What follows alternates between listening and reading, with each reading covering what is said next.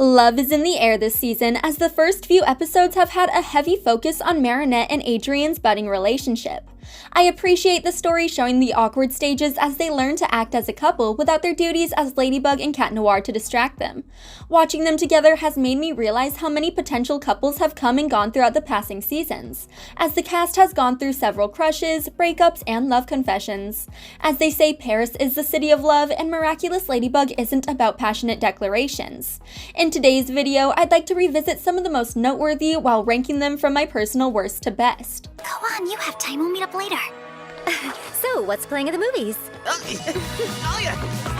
Number 13. Marinette and Kim. Marinette has always acted strangely regarding love, and we finally learn why in Derision. It turns out that in the school year prior, before she had ever heard of Adrien Agreste, Marinette had a crush on her classmate Kim and planned to admit her feelings during a date at the pool. She put a lot of thought into the affair, choosing a location she knew he loved and would be comfortable in, and it was all very sweet. Unfortunately, her confession takes a terrible turn after Kim cruelly pranks her, giving her a gift full of spiders. The experience traumatizes Marinette, leading to her later behavior with Adrien and makes her love confession to Kim one of the worst in Miraculous Ladybug history, as she deserved much better than the apology she received a year later. I think you're really funny and nice and sweet too, and I think I'd like us to be more than friends. Number 2. Kim and Ondine. After his epic fail with Marinette, Kim has a second chance at romance when he meets Ondine at the local pool. A fellow swimmer and a good friend, the pair bond over a pool game where they write notes into a waterproof watch, which they each throw into the water and take turns retrieving. Ondine uses the game to confess her feelings, but the note goes over Kim's head, leading to Ondine feeling hurt and rejected. She becomes akumatized, but by the end of the episode she makes her crush known and they start dating. They are still together in the 6th season, and I believe Ondine is helping Kim embrace a more emotional and kind part of himself.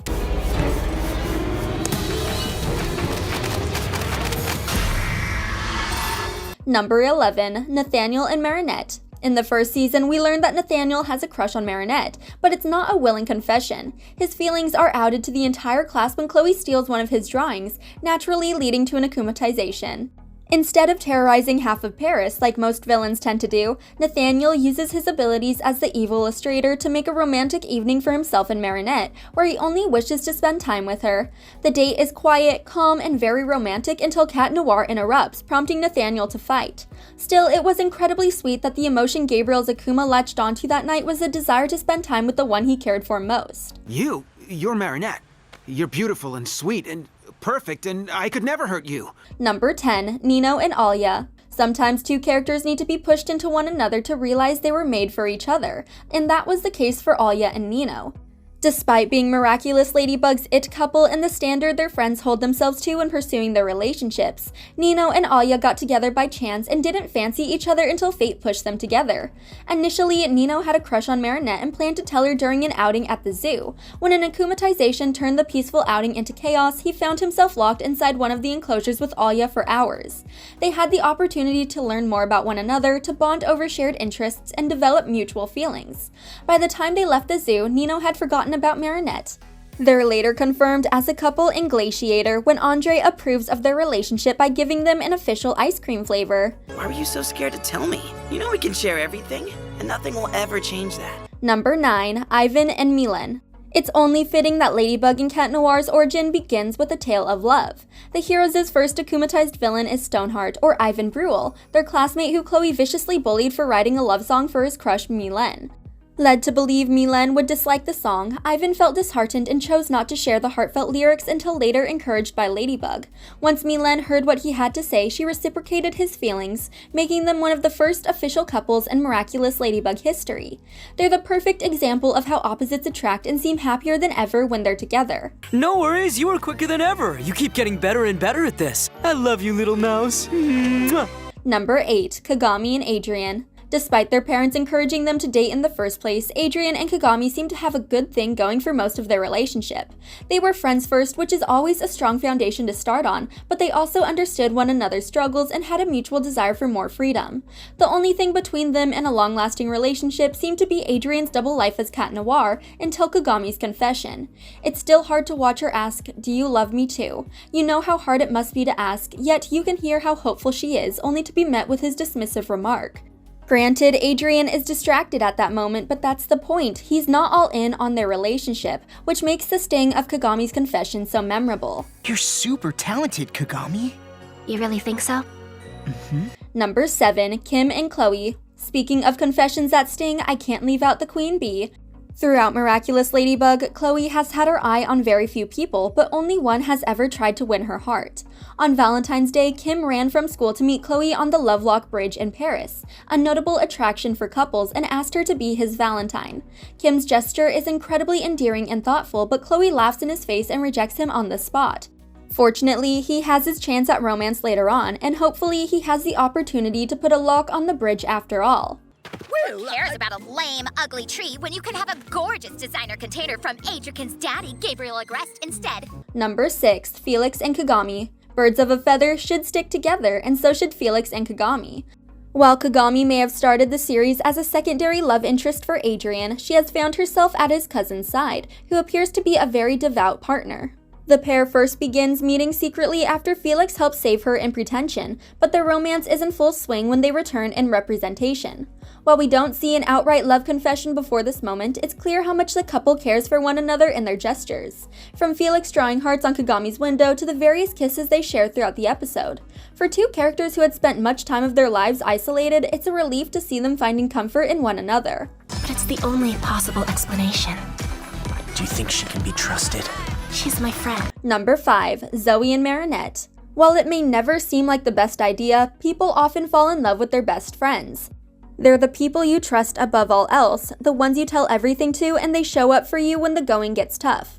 Zoe had no one when she moved to Paris, yet Marinette reached out to her and gave her the means to be her authentic self without facing ridicule, so it's no surprise that Zoe developed feelings for her dearest friend. It also took immense bravery for Zoe to stand before Marinette and admit her feelings despite knowing they wouldn't be reciprocated. I appreciate how kindly and respectfully Marinette handled the situation, moving the confession toward the top of my list. You're the one he loves. Even if he loves me, he'd be flattered to know that you love him too. Let him know how you feel about him. Number 4, Ladybug and Cat Noir. Cat Noir has had feelings for Ladybug from the beginning, and in the earlier seasons, he confessed his feelings for her daily. It's clear from the start he's smitten with her and willing to do anything to win her heart, but things get serious and glaciator when he plans a dinner with Ladybug complete with romantic candles and roses only for her to stand him up. He ends up sharing his plans with Marinette. During their conversation, he admits his feelings for Ladybug go beyond his usual jokes and flirtatious banter, as he's deeply and truly in love with her. The trouble here is that he believes he's talking to a friend, not the girl of his dreams. And I still love you, but just as a friend. If that's okay? Number 3, Marinette and Cat Noir. In the 5th season, Marinette decides that dating civilians is impossible with her double life as Ladybug. So she abandons the thought of dating Adrien to pursue Cat Noir instead, putting all her romantic feelings and intent onto the superhero. Her efforts lead to the episode Elation, in which she finds herself on a date with the hero only to find herself on the beach, where they later have the opportunity to be vulnerable with one another. It's in this discussion that Marinette admits to being more than a fan, and the pair exchange one of the sweetest kisses in the entire series.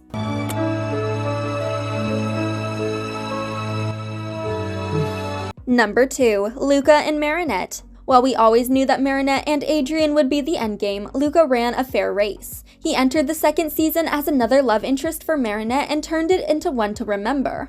Each episode kept fans on the edge of their seats as Marinette found herself in a gripping love triangle. His love confession won over half the fandom, and it's still one of the most frequently quoted phrases from the series. He might not be with Marinette anymore, but I hope that hearing she was as sincere as a melody from Luca taught her what she deserved in a relationship. Wow. Jagged came by the bakery the other day, so I asked him to sign it for you. Number 1, Marinette and Adrien.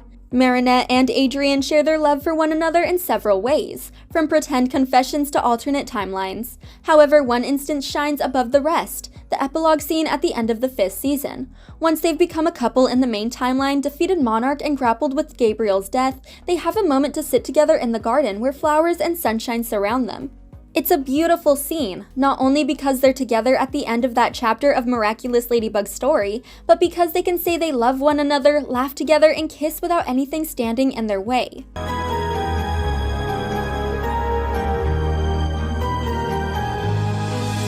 Miraculous Ladybug transcends the superhero genre, landing in the romantic comedy genre more often than not.